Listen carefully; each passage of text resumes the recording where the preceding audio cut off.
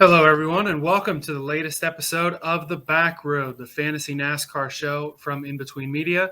Elliot, Hicks, and Jared Bakaysa here with you, and we are late night backroading here tonight. We are filming this on it is 12:15 a.m. Eastern Time on a early Tuesday morning. Jared's Baltimore Ravens just pulled out a nice Monday Night Football victory, and now we're going to talk some racing here. Yep, I'm excited to get back at this. I know last episode we recorded on a Monday while the Ravens game was going on, and I'm sure you all know how that result went. And it was looking like it was going to be another Monday night loss, but I stuck this one out and got a pretty good result out of it. But yeah, let's get into some racing. I know we got some playoff drama that happened last week, and we got some big races coming up here the next couple. Yeah, to my chagrin as a Steelers fan, the Ravens moved to 4-1 with another victory tonight. But we're not here to talk football. Plenty of people will do that for you. We are here to talk racing, and we're going to talk about the round of 12 because the last episode that you and Seth Woolcock did, we were just starting the round of 12. I think you guys even did it before the round of 16 was over. So round of 12, we had Las Vegas, Talladega, and the Roval, and we've got 8 guys left. So as we move into the round of 8 drivers left in the playoffs. You got Kyle Larson, Denny Hamlin, Martin Truex Jr., Ryan Blaney, Kyle Busch, Chase Elliott, Joey Logano, and Brad Keselowski left in the playoffs. All the rest have been eliminated. We've cut the playoff field in half.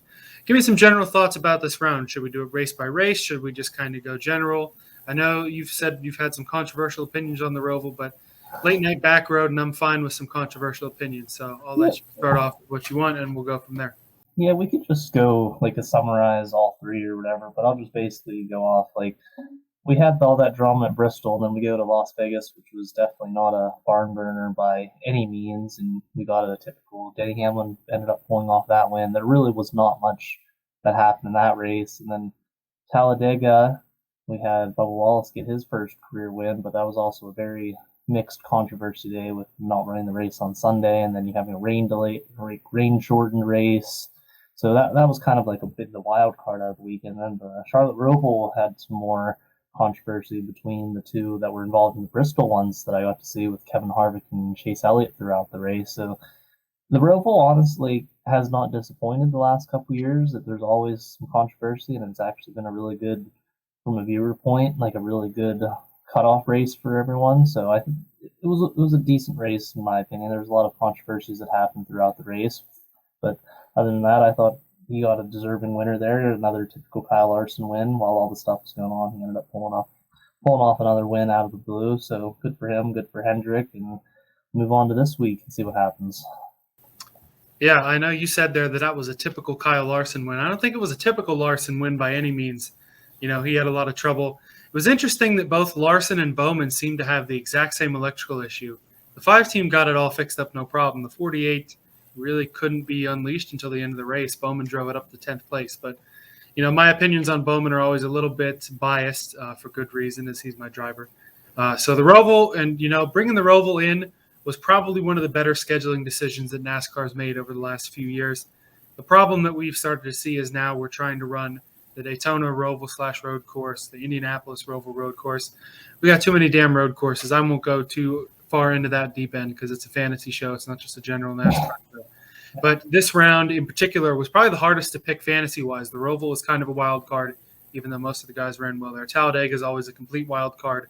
Bubba Wallace, of course, not being a playoff driver, winning, which was awesome, as I wrote about in the field column. Really good to see him get a win. And Vegas, probably one of the crappiest races of the entire season, honestly. Everything pretty typical from a fantasy standpoint, but, you know, Hendrick had that pit strategy that made no sense at all. You know, Denny Hamlin just kind of rode to the victory. I know we'll talk more about him and some of our other playoff guys later. But round of 12, we're down to 8 drivers now in the round of 8. We've got Texas, Kansas, and Martinsville coming up.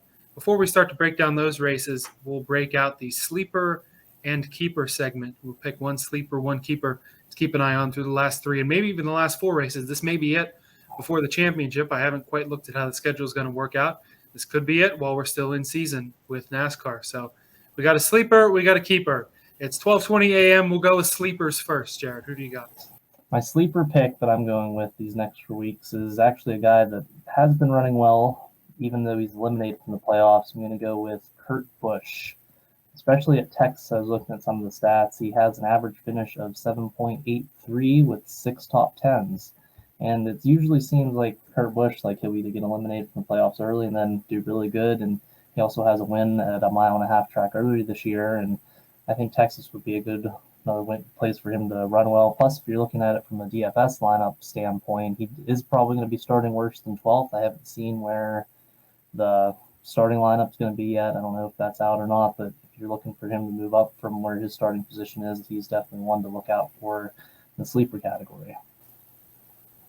I'm also picking a guy eliminated in the playoffs in the first round, Tyler Reddick, as my sleeper. Of course, he has yet to win a race, but Richard Childress Racing has run well. Reddick has really improved road course racing, which gave him a good run at the Roval, where he had a chance to win. That'll really boost his momentum, I think. And he's obviously some of these cookie cutter mile-and-a-half tracks that we see in Texas and Kansas coming in. Most of the times it's going to be, pick from this list of 5 guys. They're going to lead, say 394, 400 laps and win. But I think that Tyler Reddick could very well have a good shot in those races. And I'll go right to my keeper. I mentioned Denny Hamlin a few moments ago.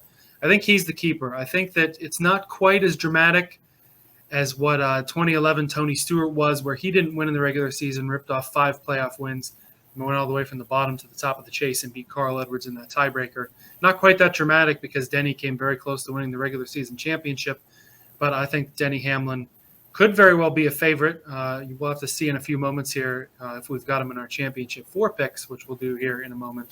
But Denny Hamlin is definitely the keeper. Obviously, he's going to be one of the favorites. So if you're looking for a lot of value in your fantasy picks or trying to not necessarily dumpster dive, but trying to get some more sleepers in your lineup, obviously he's no sleeper. He's a keeper, and he's my keeper. Yeah, not to jinx this also, like Denny Hamlin has also finished top 10 in all of the playoff races so far. He obviously won Las Vegas, and we're going to back-to-back mile-and-a-half tracks, so that could really play into favor for Denny Hamlin these next couple weeks. Plus, he's also good at Martinsville, so that wouldn't be a surprise to see him do well there. And I think he's even good at Phoenix too. So I think it's Hamlin's going to run pretty well. Whether or not he wins the championship or not remains to be unseen. But I think you could definitely expect a top 10 run out of him moving forward. And since I didn't tell my keeper earlier, I'll get with my keeper. I wanted to go biased and say Kyle Busch because he won at Texas last year and won at Kansas earlier, but I feel like that'd be too obvious. And I think I even said that he'd be my keeper last time. So I'm going to go against the grain and go with one of my least favorite drivers, Joey Logano, as my keeper. Joey Logano has his average finish of 7.7 in his last 6 races there. I think he finished 9th in the All-Star race at Texas. He has 3 top 5s, 5 top 10s, and he's so far this playoffs, like he's been kind of quiet. Like he's not up there leading laps or winning stages, but he's just keeping his car clean and he advanced the first two rounds. So I expect him to do pretty well there. And I feel like a win's just coming for him. It's just might be out of the blue, but I think Joey Logano is due for a good run these next couple weeks. Logano's a pretty good pick for sure. I know that most of all 3 of the Penske drivers, they are all still alive, but none of them have been particularly, they've been on like, all right, we got some speed, we're doing all right. But even Joey Logano in his post-race interview said that he doesn't really think that they necessarily have the speed to win races, which is interesting to say. But it's honestly been true for Penske. I mean, those guys, we saw Blaney pick up 2 wins at the end of the regular season. Before that, each of the Penske guys only had 1 win apiece. And Logano and Keselowski's wins were in kind of fluky races with Bristol Dirt for Logano and Talladega for Keselowski. And we will turn an eye back to the round of 8 and championship 4. But we'll throw a little curveball here. I was just thinking of this since we've really been rolling through here.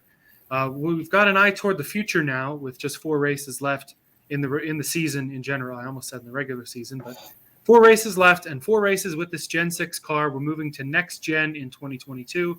Basically, every team worth their salt started testing today as we film this again, Monday morning, afternoon, evening, whatsoever. They spent the whole day on the Charlotte Roval layout testing the next gen cars.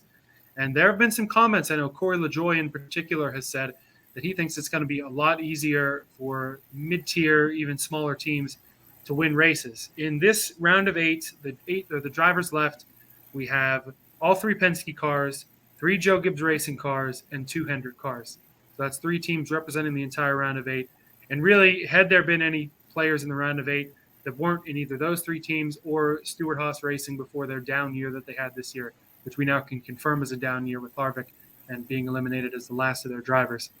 Do we think next gen's going to make things more interesting? Do we need to see more? I was curious if you had any thoughts on this. I think we're just going to have to see how more of the testing goes. Obviously, what's going to happen is it may be the first half of the season. You might see a real more competitive field, but how the sport goes is the teams that have money and the resources will eventually, the cream rise to the top, right? So I feel like eventually that'll happen. But I think if we get this car and how they're saying that it's going to be more in the driver's hands, I'm hoping that maybe you will see guys like, Corey LaJoie who can wheel it, but he just doesn't have like that top tier equipment that you see like the Gibbs, the Hendricks, the Penske's, because you saw it like Darlington, he was running up top 10 there, and that's a driver's track. So maybe we'll start to see more out of him in the future, because he's like one of those guys where I think he can drive. It's just the matter of the equipment and team that he's on right now. So we'll have to see how the testing goes. I think they have a lot of test sessions like once the season's actually over, and obviously they'll probably have more leading up to the Daytona race. But I really feel like just all these unknowns, we're not really going to be sure who's going to be good or not with it. And that's why I think you're seeing guys like Harrison Burton, Austin Cindric, those guys coming up, because they're basically just starting over from scratch and they have the same amount of knowledge as these veteran drivers have. Right. I think it is going to be interesting to see, and I hope it does bring more parity, because there's one race in particular I'm thinking of that we didn't see this type of win in the Gen 6 era. We did see obviously some upset wins. So this one race in particular, Chicagoland 2010, the winner of that race, Michael Waltrip Racing's David Rudiman. There's a lot of you who are probably watching this going, who the hell is David Rudiman? Jared, I know you remember him. I remember him well as well. His crew chief on that night was Rodney Childers, so obviously a guy who became a championship-winning crew chief and one of the best in the garage with Kevin Harvick. But in that era, we were in the middle of Jimmy Johnson winning all those titles. He had just come off of 5 straight titles. You really didn't have anyone really competing like crazy with those top guys. Jeff Gordon winning races, all your typical guys who were winning races in that era. Tony Stewart, he won the title that year. We just talked about his playoff run that season. But David Rudiman on this particular night, they nailed the setup. They had a good car. It wasn't a fluke win. Rudiman's only other couple in was a fluke win in a rain out where he got ahead on pit strategy at the Coke 600. This was no fluke win. He outran Jeff Gordon in Chicago. They nailed the setup. They won the race. That's what I want to see more of. Obviously, you're not going to see that every week. You may only see it once, twice, 3 times a season, if that. But just to see things like that where you can have a team it's not a Hendrick, it's not a Gibbs, it's not a Penske, it's not one of your big teams, come out, build a good car, have something on the rest of the field, whether it's something that is, good in the setup or a little something that you can skirt through inspection. I'd love to see more of that. Like, I'd love to go to Kansas or Vegas or one of these tracks next year that we're going in thinking it's going to be a snooze fest. Kyle Larson's going to win, or Ryan Blaney's going to win, or Denny Hamlin's going to win, and watch Daniel Suarez hit on the setup for Trackhouse and win, or Corey LaJoie, who we've been talking about, hit on the setup for Spire, or even we've already seen Kaulig Racing win a race with AJ Allmendinger, one of the best road course racers that there's been in NASCAR in a long time, winning there. Maybe Kaulig goes, hits a setup somewhere, and Justin Haley wins a race that's not at a restrictor plate track. That's the type of thing I want to see more of. And it'll make fantasy lineups more interesting too. Yep, I'm bringing it back. We're going to make sure we keep the fantasy angle here a little bit, is that those long shots, you're going to be more confident in those bets and those picks on your fantasy team outside of, Daytona, Talladega, or a road course, which are the big wild cards this year and where we've seen wild card wins. I don't know if you have any race in particular that you can think, but I think in the Gen 6 era, we just didn't see enough of that. The only chances that you had for fluke wins were the tracks I just mentioned, Daytona, Talladega, or a road course. There's a soliloquy there. That's what I want to see more of, and it's going to help from a fantasy standpoint. I think I can go back to one. Let's go back to 2013 New Hampshire with Brian Vickers driving part-time for Michael Waltrip Racing again. That's one of those things where I think they hit the setup also. And like I said, Brian Vickers was a part-time driver that year, and he basically just dominated the field that towards that second half of that race. So that's an example of that there. And I think a good sign with the next gen moving forward is you have all these teams that are coming out. GMS just announced Ty Dillon's going to be racing for him. There's that new team, the 27 car. I don't even remember what the Well, guy's name. that's no insult to those guys. I don't anticipate them being any more competitive than, say, a Rick Ware car. But now Rick Ware may not even get to be a punching bag next year. They have been talking to Matt DiBenedetto and Ryan Newman. They're going to have Stuart Haas support. We may have to find a new punching bag next year.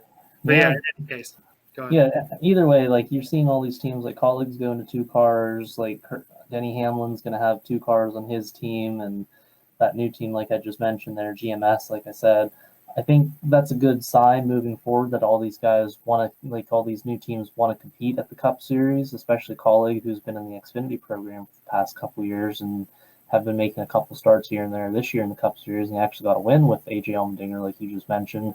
I think those guys, those teams, whatever, maybe with this next gen car, I don't know, they didn't really say anything like cost specific on the car, but I think they were saying that it's going to be a lot more affordable. So maybe, regardless of the charter system, maybe we will start to see more different teams start to move into the Cup Series, or at least do some one-offs here and there. Like maybe that Tory Motorsports maybe they'll enter a Cup car for 500 or something. But who knows? Hopefully that with the cost, if it's more cost efficient for those teams, hopefully we do get to see more teams in the future, even though there is that charter system that kind of persuades you not to run the Cup Series. So hopefully that'll be a good sign. And for fantasy lineups, you're going to have a lot more drivers to choose from that could be competitive, especially if we get things where you have more drivers competing, more drivers with more quality teams. Because like I said, Colleague's got 2 cars, Denny Hamlin's team's got 2 cars. It seems like there's going to be a lot of 2-car teams next year. And maybe we finally get, the money team racing, or this NY racing team finally starts some races. NY racing, they were supposed to run all the races this year and having yet to show up with 4 races left. And another win you could almost think about, New Hampshire reminded me, you could almost count Eric Almirola's win this year as kind of one of a crummy team just nailing on a setup. So in any case, it's going to be exciting to watch in the future, and Old Takes Exposed can expose me when Loris Heinzemann's in that 27 wins at COTA next year, for sure. But all right, let's turn it back, and we'll make our predictions for the round of 8 and who will make the championship 4. So I'll start with my final 4. Denny Hamlin, I've been talking highly on him all show. He's in there. KFB, Kyle Busch, is in my final 4. I just think these tracks are too good for him to not either pull out a win or advance himself on points. I think Ryan Blaney gets in. He's been the most confident, or at least the least unconfident Penske driver. I think one of those guys makes it in. And I think Kyle Larson, I think he's going to have maybe a little more trouble again. There'll be one of these races he has some weird thing happen to him. But I think that he'll make it in, and he'll obviously be one of the favorites. He's got plenty of playoff points to count on. But then again, so did Kevin Harvick, and he got wiped out after a bad finish in Martinsville. So that's my final 4. Who do you got?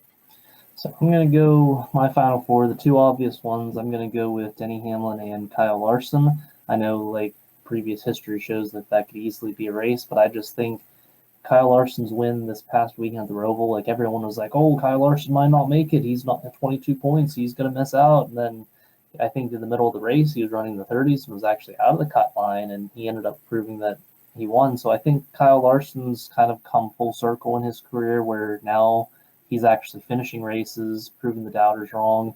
And with all the dirt, I know the dirt racing and stuff, that's slowing down. I don't think he's going to be running as that. So I think he's going to be focusing more on, hey, let's go get this Cup championship here in the next 3 weeks. And it wouldn't surprise me if he came out and just won the first race at Texas and can work on his car for the next couple weeks for Phoenix.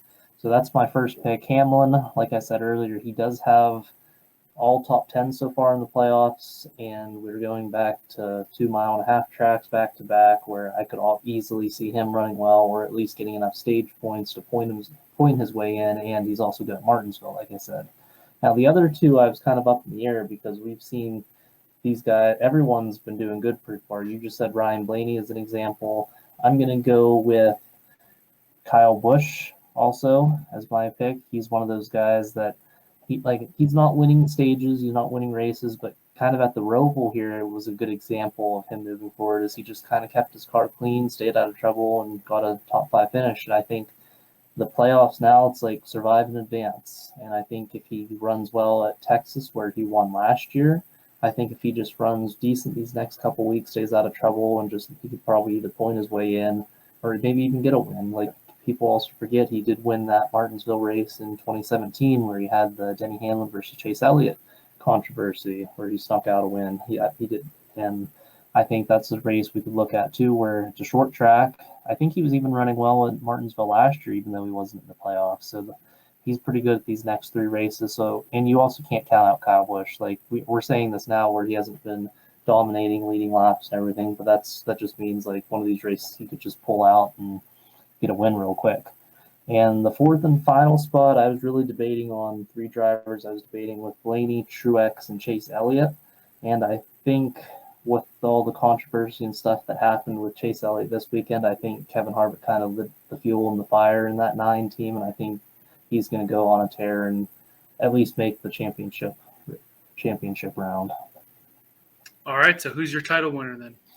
This is also going to be biased too, but I think Kyle Busch is going to be your champion if he makes it there. If you look at some of the previous races, like Richmond, the Toyotas were always really good at Richmond this year. I know Alex Bowman won there earlier, but you also had Hamlin who dominated the first half of the race. And then you go back to the Phoenix race earlier where Martin Truex won. The Toyotas were good there. And Phoenix is kind of set up a little bit like Richmond. It has that, like, it's not like a true short track, but it still has that short track-ish feel. And I think so far this year, the Toyotas have kind of hit the nail on the head with that setup. So I would like to say Larson, but I feel like maybe it's too easy of a pick to say, hey, Kyle Larson's just going to win the championship. And now that I said that, he'd probably just rack off his 10th win and as a champion there. But I'll go with my boy Kyle Busch, see if he can. I think he's going to pull a 2019 maybe, win a couple races earlier in the year and then just stay there and then, I'm going to win the championship. So I think he can cap that off and pass Jimmy Johnson for the most titles in the Gen 6 car. It could be Mr. Gen 6. Right. I agree with you that I think regardless, this is JGR's title to lose, and it would shock me to not have a Joe Gibbs Racing Toyota holding up that championship trophy. I think it could be Hamlin, could easily be Kyle Busch. This has the feel of a very Kyle Busch title-winning kind of year. It's always kind of strange for him. It's never one of those conventional ways to do it. 2019, I guess he was pretty good. 2015, he missed half the season, and still nobody else could beat him. It wouldn't surprise me if Kyle Busch wins. And if Martin Truex Jr., I don't remember. I already forget if you had him in your Final Four. I had him in my Final Four. I don't think you – I did not have him in my Final Four. We didn't – we both didn't have him. But if he makes the Final Four, it wouldn't surprise me to see him there either. I've got Denny Hamlin finally winning the title. I think that this regular season, it was down enough for him. They've hit their stride. He's won the first race of both rounds. Probably going to win the next race, I think. I think he finally gets his title. And just to make it a little fun, we'll say Larson dominates the race. With about 12 laps to go, Chase Elliott and Kevin Harvick are racing for like 12th. And they get into each other and crash. There's a late restart. Denny Hamlin shoves Larson out of the way and goes and gets his title. So Joe Gibbs Racing, I think, is definitely a favorite, especially the fact that these are the last few races with this car. I just think that it's really as nice as a championship would be for Penske. I mean, you're going to have Blaney around for a while. Logano's already got a title. Keselowski's already going to be out the door. For Hendrick, he just won the title last year. Larson's going to be around and kicking ass for a lot of seasons. Not that they're not going to try as hard, obviously, but I just think that the Joe Gibbs advantage with this package, at this horsepower package that they're going to run in the championship race, it's going to be too hard to overcome. It's not going to be worth doing something crazy, throwing a Hail Mary, spending a bunch of money and resources and stuff like that to go out and beat him. Or maybe it is. I just thought of that. Maybe they're just going to throw the kitchen sink and everything at it, and Blaney is going to win the title or something like that. But I think it's Denny Hamlin's year, and if it's not Denny Hamlin's year, then it's Kyle Busch's year. If it's not his year, it's Truex's year. We'll just go right down the line, and that's the bottom. Yeah, I'll agree with you on Hamlin. I feel like he's choked enough in the playoffs and the championship race. Eventually, it's going to come around where he's going to get it his way. I mean, the dude has 3 Daytona 500 wins. He has 3 Southern 500 wins. Like, eventually that luck's going to turn unless he is going to be like the next better version of Mark Martin to be the best driver but not win a championship. But I just feel like it's just got to happen. And I think something sparked something in his playoffs because he's been running well. He's keeping, like I said, top 10s all playoffs so far. So I think it could be Hamlin's year. Plus, he has a new team, so I think he's kind of like ready to let's get this win and let's get a couple titles before I just become a strictly team owner. Yep, you mentioned his name too, Mark Martin. That's the name that came to mind. And arguably, Hamlin's got a better resume than Mark Martin. Those Daytona 500 wins, of course, Mark Martin could never pull one of those off. He never got the title. I think Denny gets his title this year. All right, so for our Backroad stories of the week, of course, it's football season. We brought up how Jared's Baltimore Ravens are unfortunately going to spank the Steelers out of the division title and all that stuff with the NFL. Of course, if you're familiar with in-between media, you're familiar with football. But these are the few months where football is starting up, and there's arguably some of the more important NASCAR races.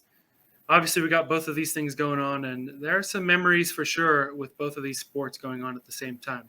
Jared, what kind of memories do you have for in this particular setting, or what did you want to talk about with related to this topic, I suppose? Well, it's always interesting during football season in NASCAR because you have just the times of everything. You know, you got the 1 o'clock games going on, and the NASCAR comes on at 3, and then you got the 4 o'clock games, and you got the races ending up, and then like, oh, you got Sunday night football to look forward to. But I did always like the later races. NASCAR always, and they still do it. You know, you got your Texas and Phoenix races that are always like right towards the end of the season. So I think having races that are at 3 o'clock, I think that ends pretty well, where the race will end right after the 4 o'clock games, or like right in the middle of that stuff. And I always remember we'd watch those Texas races or the Phoenix races, and they'd be ending, and then Sunday night football would be on. But some of the things I remember is like that 2015 Martinsville race where Jeff Gordon won his last race, and they had the spotlight basically on him because that was prior to Martinsville having lights. So I thought getting his final win, they had the big spotlight on him right at the start finish line. That was always a big memory I remember having.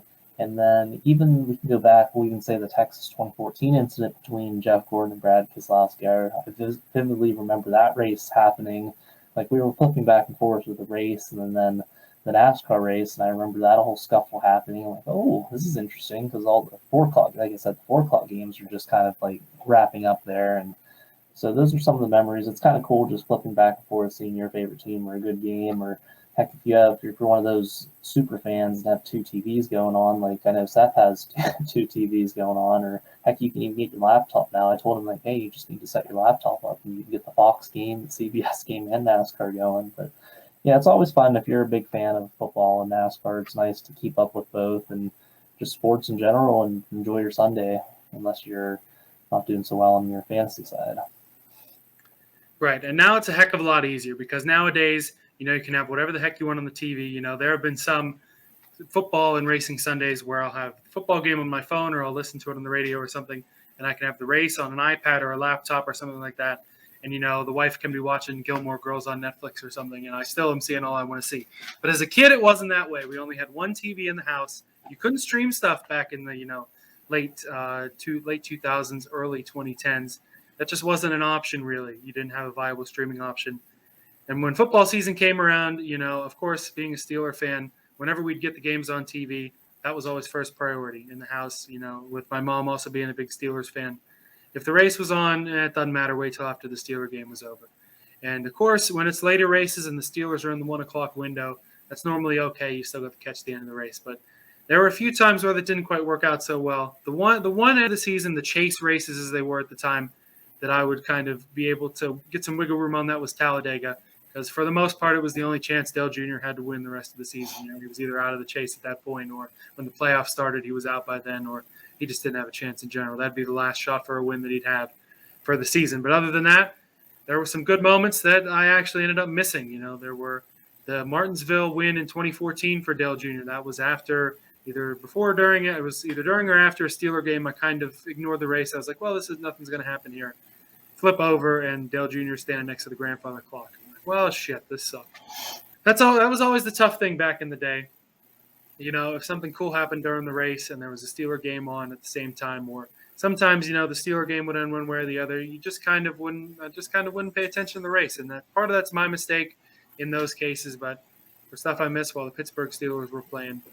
Not that I regret it, but, that's just the way it was. Now it's not that way, which is awesome, and we can watch whatever the heck we want on any screen that we have. So that's super cool. And it's also super cool that you decided to tune in and watch this show. Jared, you got any last thoughts, or are we ready to move on? I just think that fall is a great time for sports fans. Up here in central PA, you got fall weather, the fall colors, got festivals going on. You got college football on Saturday, you got NASCAR and racing on Sunday, and heck, if you're even big into that, you got football on Friday nights at your local high school. So there's a lot of stuff going on the weekends here in the fall. Everyone's trying to enjoy the last couple of days before we're all locked in for winter. So fall is just one of my favorite times of the year, and it's also looks pretty awesome outside with all the autumn leaves and colors changing. Fall is definitely great for sure. I'm just ready for the weather to start feeling like fall. It's still, been mid 70s here in this area of Pennsylvania that we're in. I know you're a little further north and central than I am, but It's about the hopefully you're same. enjoying. Hopefully wherever you're watching from, you're enjoying the weather. And thanks for taking our late night drive down the back road with us, regardless of whatever time you're watching this. Thanks for tuning in. We appreciate you tuning in. Best of luck in the rest of your season in the fantasy lineups. Don't remember exactly when we'll be on next. It'll either be before the Phoenix race or as kind of a season recap, or maybe this is it. I don't know. We know this is football season, and in between media, that's what's most important. And regardless of what sport you're partaking in, good luck, and thanks again for watching. We'll see you next time.